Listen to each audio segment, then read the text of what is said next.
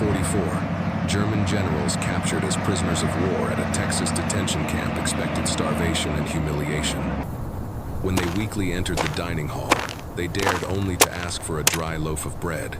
Instead, American soldiers silently placed before them plates of hot steak, fragrant grilled sandwiches, and cold glasses of milk. Amid the slow rotation of ceiling fans and the smell of roasting meat, eyes once tight with hatred began to tremble for the first time in the war.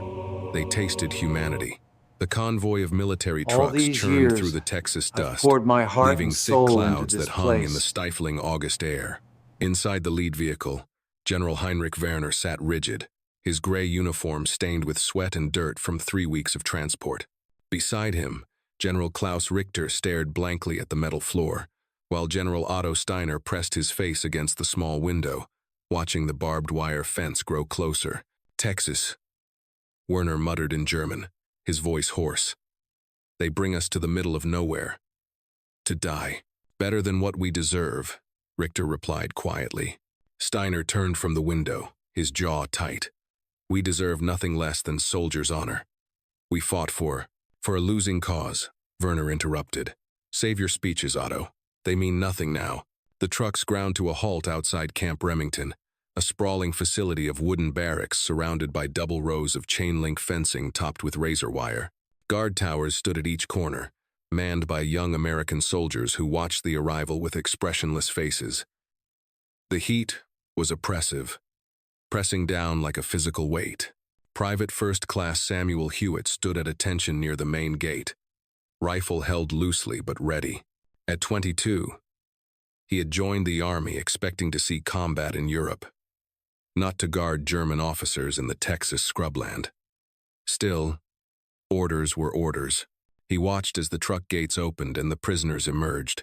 They looked smaller than he expected. Not physically, several were tall, broad-shouldered men, but diminished somehow. Their uniforms hung loose on frames that had lost considerable weight. Their faces were gaunt, eyes hollow with exhaustion, and something else. Defeat, Hewitt realized. These men had commanded thousands, made decisions that sent soldiers to their deaths, and now they stumbled in the dust like broken machines. Move forward, Sergeant Roy Patterson barked in German. Patterson had learned the language from his grandmother, a fact that surprised most people who heard his Texas drawl transform into harsh consonants and rolling R's. The generals formed an uneven line. Werner stood tallest, his posture still military despite everything.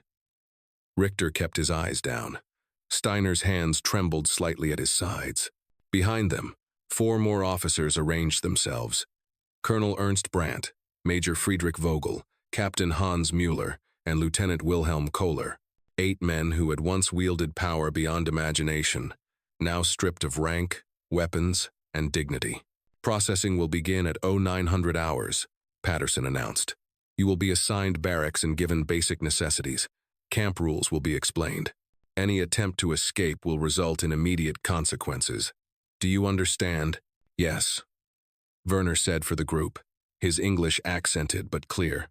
Hewitt watched them march toward the processing building, their boots kicking up small dust clouds.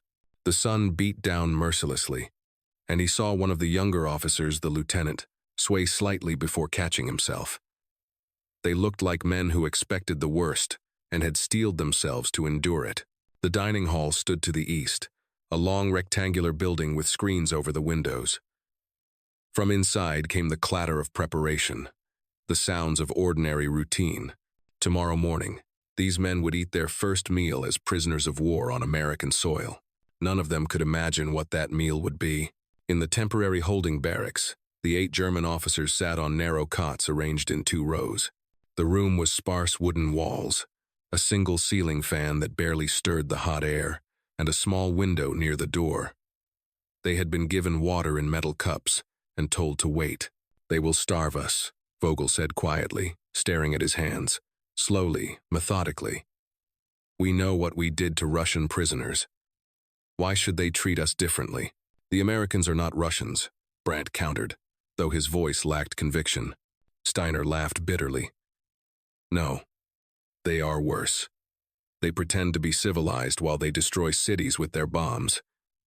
At least the Russians are honest about their brutality. Werner stood and walked to the window, looking out at the compound.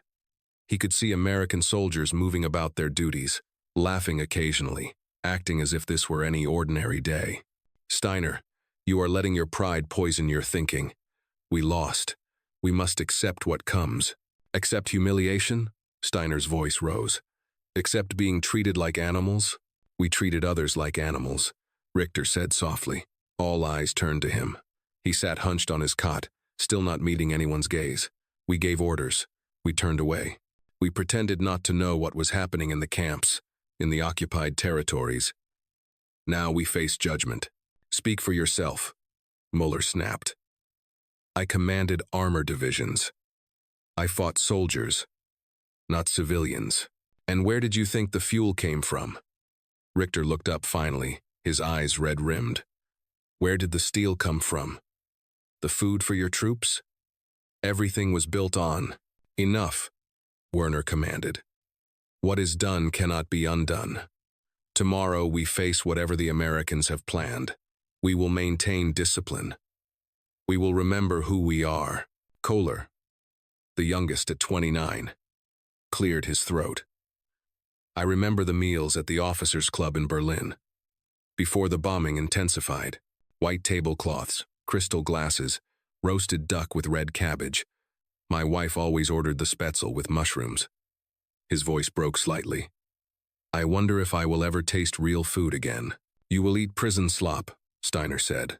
Watery soup, moldy bread, perhaps some rotten vegetables. This is what prisoners receive.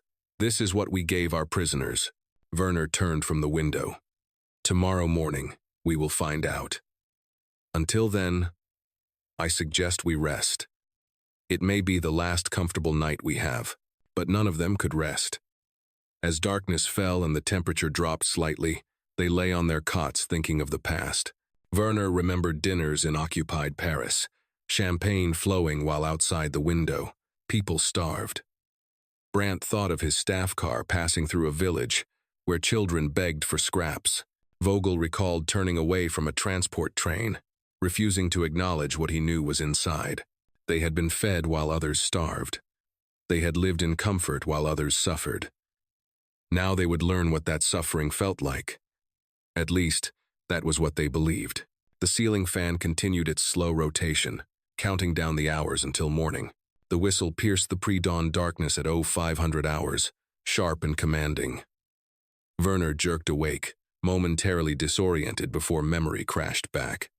Texas. Prisoner of war. Camp. The end of everything. Around him, the others stirred. Kohler sat up quickly, training still intact despite exhaustion. Steiner groaned but swung his legs off the cot. Within 3 minutes, all 8 men stood at attention beside their beds, waiting. Sergeant Patterson entered with Private Hewitt and another guard. Morning formation in 5 minutes. Then, breakfast. Move. They filed out into the compound, joining dozens of other prisoners, enlisted men, junior officers, all German, all defeated. The sky was beginning to lighten, streaks of pink and orange pushing back the night. The air was already warm, promising another scorching day. Patterson called roll. Names were checked against lists. No one was missing. Then he announced, officers will proceed to Mess Hall B. Enlisted to Mess Hall A. Walk in orderly fashion. No talking. Werner led the officers across the compound. The dining hall loomed ahead, larger than he had realized. Through the screened windows, he could see lights and movement. Smell reached them coffee, definitely coffee, and something else. Something cooking. His stomach clenched painfully. He had not eaten since yesterday's thin soup. They entered through double doors into a long room lined with tables and benches. A serving counter ran along one wall, steam rising from behind it. American soldiers stood at intervals, watching but not threatening. The room was clean, almost sterile, with that ever-present ceiling fan rotating slowly overhead. Form a line, Patterson instructed. You will receive your meal and sit at assigned tables. Clear? Yes, Sergeant, Werner replied. They lined up before the counter. Werner could see now what was producing the smell. A large griddle where meat sizzled, eggs cooked, bread toasted. His mind struggled to process this. Surely this was for the guards, not for prisoners. They would receive something else, something minimal. He reached the front of the line. Behind the counter stood an older man in a white apron, gray hair cropped short, weathered face neutral. Not a soldier. Werner realized a civilian cook. Their eyes met briefly. Werner's English deserted him for a moment. He swallowed, tasting shame and fear and desperate hunger. Finally, he managed, "Bread, please. Only bread." His voice came out as a hoarse whisper, barely audible over the sounds of cooking. He had prepared himself to beg if necessary, to accept the smallest scrap with gratitude. Bread would be enough. Bread would be survival. The cook whose name tag read Clayton did not smile or frown. He simply nodded, turned away, and picked up a plate. Werner watched, expecting to see a single slice of dry bread placed on it. His fellow officers crowded behind him, equally tense, equally prepared for deprivation. What happened next would shatter every expectation they had brought with them into that room. What happened next would change something fundamental in 8 men who thought they understood the world and their place in it. The cook turned back holding the plate, and Werner's breath caught in his throat. The plate descended to the counter with a soft clink of metal on metal. On it lay not a single slice of bread, but a portion that would have been generous even in peacetime Berlin.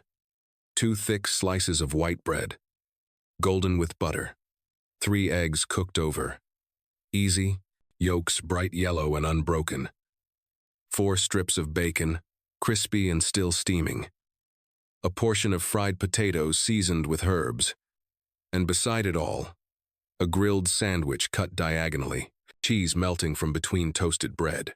Werner stared. His hands, reaching for what he expected would be meager rations, froze halfway. Behind him, Richter inhaled sharply. Steiner made a sound that might have been a gasp or a suppressed sob. "Coffee or milk?" Clayton asked, his voice flat, professional, as if this were any diner in any town and Werner were any customer. Werner's command of English failed completely. He looked at the food, then at the cook, then back at the food. His mind screamed that this was a trick, a test, a cruel joke.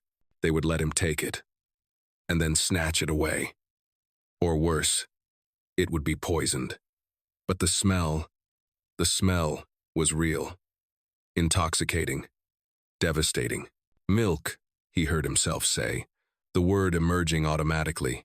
Clayton poured a tall glass from a cold pitcher, condensation already forming on the outside. He placed it beside the plate.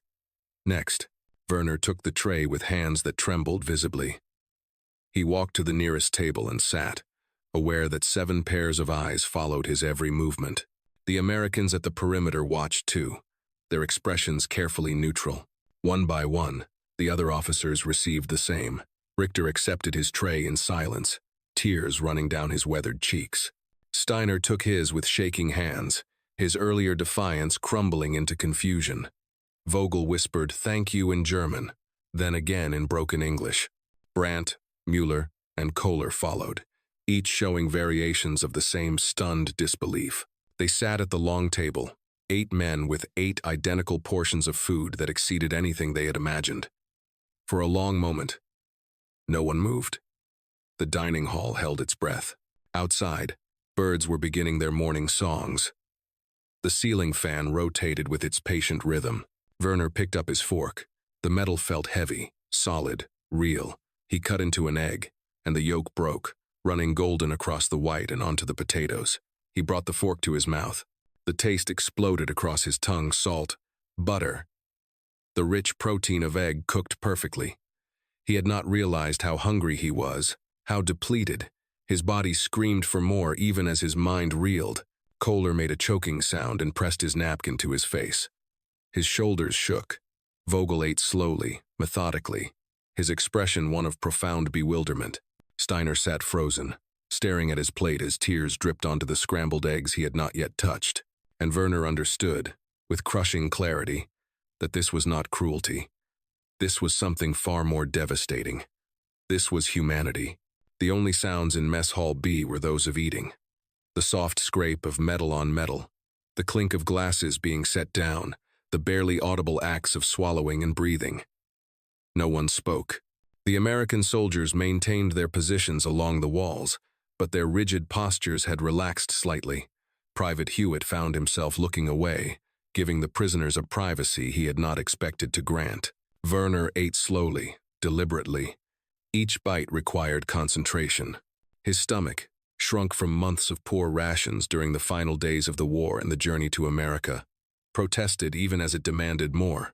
The food was not fancy, this was not Berlin's finest restaurant, but it was wholesome, generous, and served without ceremony or mockery. Beside him, Richter had stopped eating after only a few bites. He sat with his hands in his lap, staring at the remaining food with an expression of such profound grief that Werner had to look away. To their left, Colonel Brandt cut his steak. Yes, there was steak.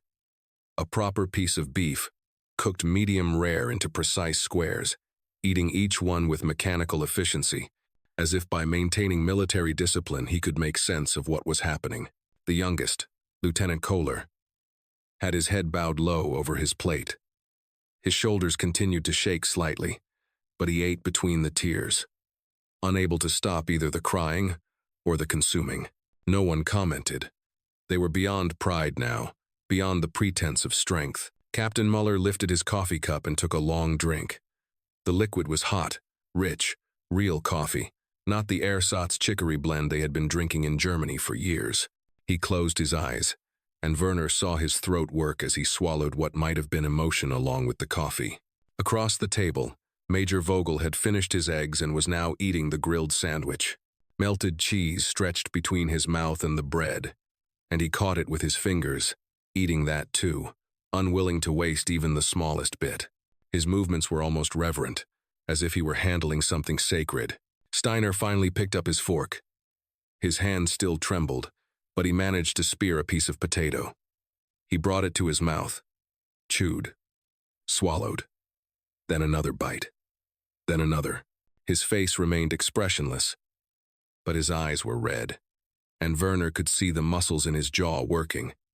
Whether from chewing or from suppressed emotion, he could not tell. The ceiling fan continued its rotation, creating the barest suggestion of breeze in the warm room. Through the screened windows, full daylight had arrived, and Werner could hear the sounds of the camp coming to life, orders being called, engines starting, the routine business of a military installation, normal sounds, ordinary sounds, the sounds of a world that continued despite everything. He finished his meal and set down his fork.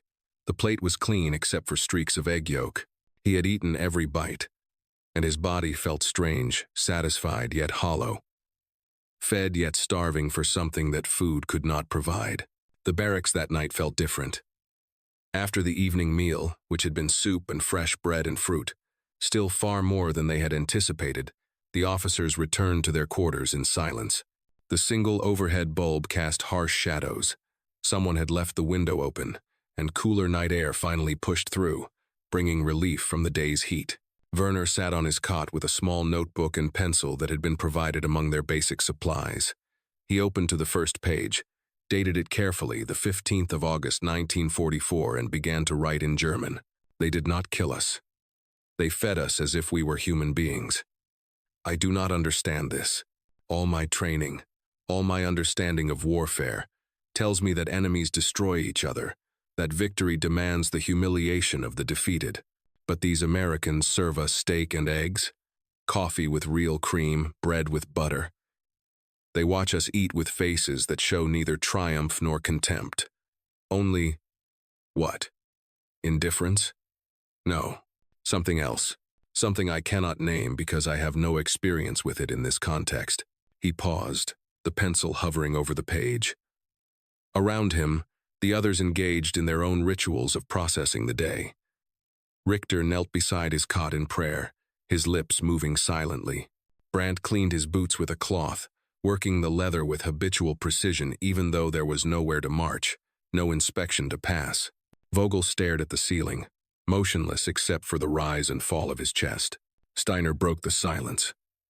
Why? His voice was hoarse, strained. Why do they do this? Perhaps to soften us, Mueller suggested. To make us compliant, willing to give information. We have no information worth giving, Kohler said quietly. The war is lost. Our intelligence is outdated. They know this. Then why? Steiner repeated. And this time his voice cracked. I was prepared to suffer. I was prepared for revenge. I was prepared for justice. But this kindness, I do not know how to bear it. Werner looked up from his notebook. Because that is precisely what makes it unbearable. They shame us not with cruelty, but with humanity. They show us what we failed to be. The words hung in the air, heavy and final. Richter finished his prayer and sat back on his cot. I told my men once that the enemy were not human, that they were weak, that their softness would be their downfall. I told them we were strong because we could be hard. I believed it. God forgive me. I believed it. We all believed it, Brandt said, setting aside his boots. We had to believe it. Otherwise, we would have had to face what we were doing. Outside, the night sounds of Texas continued, crickets chirping, a coyote howling in the distance, the steady footsteps of guards on patrol. The ceiling fan in their barracks turned slowly, pushing the air in lazy circles. Tomorrow would bring another day, another breakfast, another confrontation with a generosity they had not earned and did not deserve. Werner returned to his notebook and wrote, If we are not destroyed by our enemies, we will be destroyed by their mercy. Thomas Clayton had been cooking for 43 years. He learned from his mother in a farmhouse kitchen outside of Austin, standing on a stool to reach the stove, measuring flour by hand feel rather than cups. He had cooked in restaurants, in oil field camps, at church gatherings and county fairs. When the war broke out, he was too old for combat at 58, but not too old to serve. The Army put him in charge of the kitchen at Camp Remington. He had a staff of 6 younger men, most of them with minor medical disqualifications that kept them stateside. They prepared 3 meals a day for 500 men, guards, and prisoners both. The work was familiar, comfortable, and utterly removed from the horrors happening across the oceans. On his wall in the kitchen office hung a photograph. 2 young men in Army uniforms, brothers, both smiling at the camera. The younger one, Private James Clayton, had died at Normandy on the 7th of June 1944, one day after the landing. Shot through the chest while trying to pull a wounded comrade to safety. He was 19. Private Hewitt found Clayton that evening in the kitchen, cleaning the grills for the next day's service. The older man worked with methodical care, scraping away grease, wiping down surfaces, preparing. Mr. Clayton? Hewitt ventured. Can I ask you something? Clayton looked up, his weathered face neutral. Shoot, son. The prisoners. The officers. You gave them the same portions we eat. Maybe better, even. And I was wondering. Hewitt struggled for words. My Linda, my brother died in Italy. And you lost James. These men, they were the ones giving orders, commanding troops that killed our people. How can you? Clayton set down his scraper and turned to face Hewitt fully. You want to know why I feed them good food?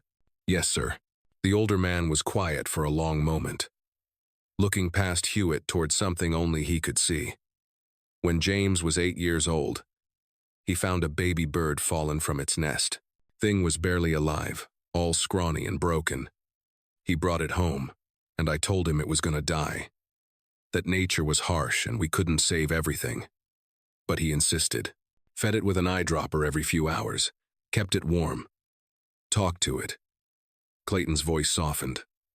That damn bird lived, grew up and flew away eventually. He picked up the scraper again but did not resume working. James wrote me from England. Before the invasion. Said he was scared. But he knew why he was fighting. He said he didn't want to win by becoming like them. By losing what made us decent. He said if he died, he hoped it would be for a world that remembered how to be human. Clayton's throat worked. Those men in that dining hall, They're defeated. They're broken. I could serve them slop and moldy bread, and nobody would criticize me for it. Probably most would approve. He met Hewitt's eyes directly. But James didn't die so I could become cruel. He died so I could remain kind. You understand the difference? Hewitt nodded slowly. Yes, sir. I think I do. Good. Now get some sleep. Tomorrow, we're making pancakes. The second morning, when the whistle blew at 0500, the German officers rose with less hesitation. They formed their line outside the barracks without needing to be told, standing at attention despite the absence of their military ranks. Sergeant Patterson watched them with a calculating eye, noting the change. They marched to Mess Hall B in formation, their steps synchronized from years of training. But there was something different in their bearing. Less defiance, less rigidity. They filed through the door in order of their former rank, a habit that would take months to break. Werner approached the serving counter where Clayton stood ready with his spatulas and ladles. The German general met the cook's eyes and nodded once, a gesture of acknowledgement that carried more weight than words. Clayton returned the nod, equally brief, and prepared the morning's portion. This time, Werner did not ask for bread. He accepted the plate, eggs, sausage, toast, potatoes, and said clearly, "Thank you." The English words were careful, deliberate. Behind him, each officer repeated the same, "Thank you." Some said it in German first, Danke then translated it. Others simply nodded, along with the English phrase. But all of them acknowledged what they were receiving. They sat at the same table as the previous day. This time, the trembling had diminished. Kohler ate without crying, though his eyes remained red. Steiner handled his utensils with steady hands. Richter bowed his head briefly before eating, a gesture of grace that seemed to encompass both the food and the circumstance. Private Hewitt watched from his position near the door. He saw Colonel Brandt carefully cut his toast into precise squares, as he had done with everything the day before, but now there was less mechanical avoidance in the action. It looked more like simple habit, the kind of personality quirk any man might have. Major Vogel savored his coffee, eyes closed, the pleasure on his face unguarded.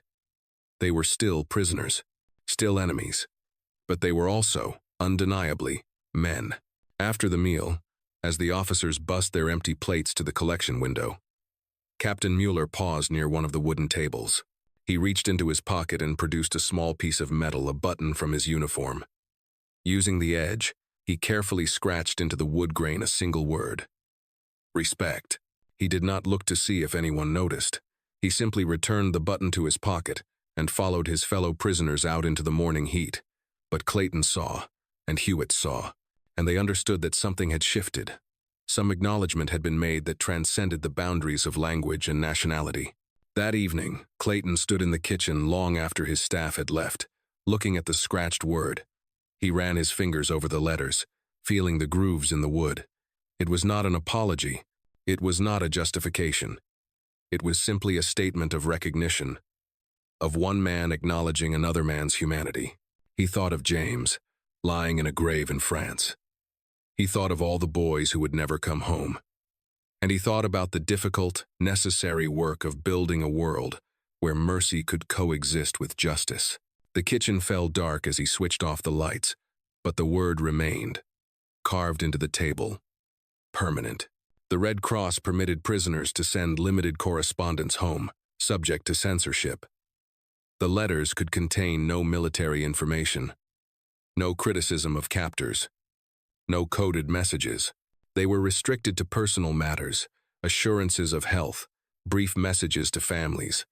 Many prisoners never bothered, knowing the letters might never arrive in a Germany now divided and conquered. But Werner wrote, he sat in the barracks on a Sunday afternoon in early September, with the paper and pencil provided by the camp administration, and composed a letter to his wife Greta in Hamburg, if Hamburg still stood, if she still lived, if the address still existed. My dear Greta, he wrote in careful German script, knowing American censors would translate it. I am alive and unharmed.